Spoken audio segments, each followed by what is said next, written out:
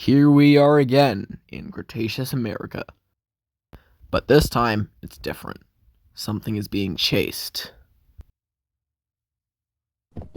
This flash of a dinosaur is a Struthiomimus.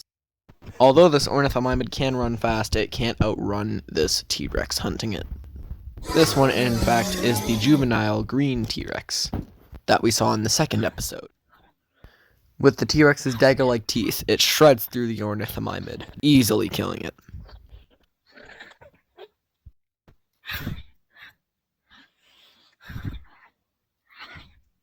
After this butchering, it calls out for its little brother.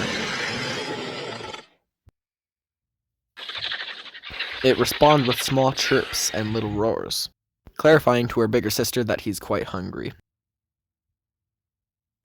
He then starts eating the Struthiomimus's neck, with the most plentiful meat.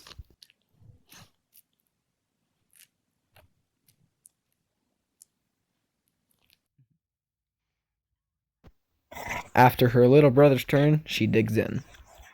Now, if you haven't watched episode 2, this little family of Rexes are cared for by a large buck Rex, which owns most of this land, as a result of him, well, being a T-Rex. He then finds the carcass and his children. He's about to eat from the carcass until...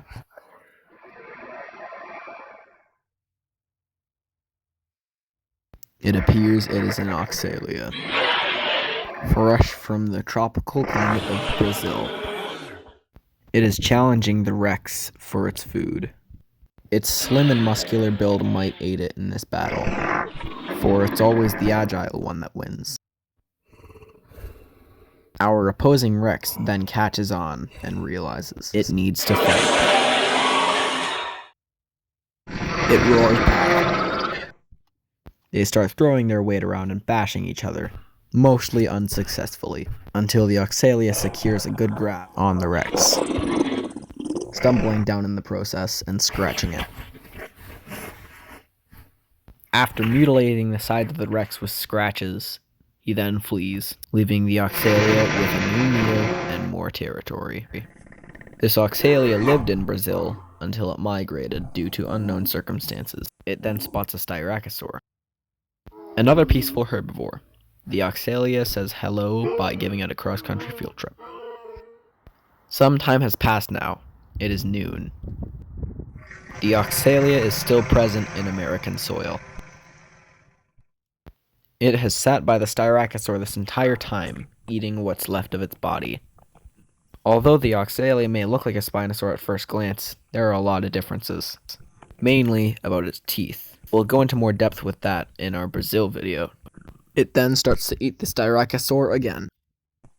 Now, the main characteristic of this Oxalia in general is its size, mainly because it has a disorder known as acromegalis. And since this Oxalia has acromegalies, it has grown to 0.2 times its size, on average, of course. After a small feast, it brings the Styracosaur somewhere else, picking it up with its colossal and muscular arms. It then searches for a while for a good patch of grass to hide it in. This search takes a while, but soon it finds a good spot.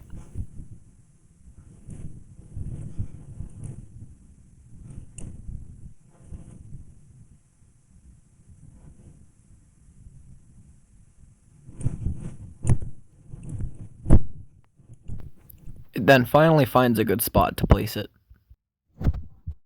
It then uses some very ineffective camouflage to hide. This would make it seem almost invisible from the front to smaller things. And hopefully with this method, it might catch something, or even several things. Our big father Rex has caught a whiff of something new. He then follows the scent, as he is very much curious, and of course wants to eradicate it at all costs, due to the family being highly territorial. He calls out for his children. They then call back. The oldest sibling then finds something. The father rushes over and sniffs it. And it turns out they have found the Oxalia's meal. Unluckily for our Rexes, the Styracosaur's dead corpse did what it needed to. The carcass was to lure in other predators to eat. It then notices the Rex group and prepares to attack. They start off by doing a death circle, showing their respective opponent their immense size and muscle. The battle then begins. The Rex secures a grab. The Oxalia then escapes and grabs the neck and throws the Rex down. The juvenile then bites him, also being grabbed, with its neck being shredded and itself being suffocated. The Rex then tries to get up to save his daughter. When the T-Rex is fully up and standing, the Oxalia then notices. The Oxalia then knocks down the Rex a second time, stumbling in the process. Now the only Rex left is this one.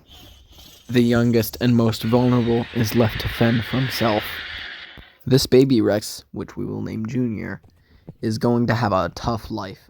Seeing as there are no other Rexes to help him in life, he then scavenges what is left of the Styracosaurus carcass, and wanders what is soon to be his new territory. He then finds another Struthiomimus. This one he is going to try and hunt. This happens to be unsuccessful. For this toddler T-Rex, a Struthiomimus isn't the thing to train on. He then investigates, as the curious little Rex he is, to see if his father is still alive. Of course, this little Rex wouldn't know his father has died. He has only just been born into this world a few years ago. Either way, he then looks at it. He then chirps to see if his father will respond, then realizes and mourns.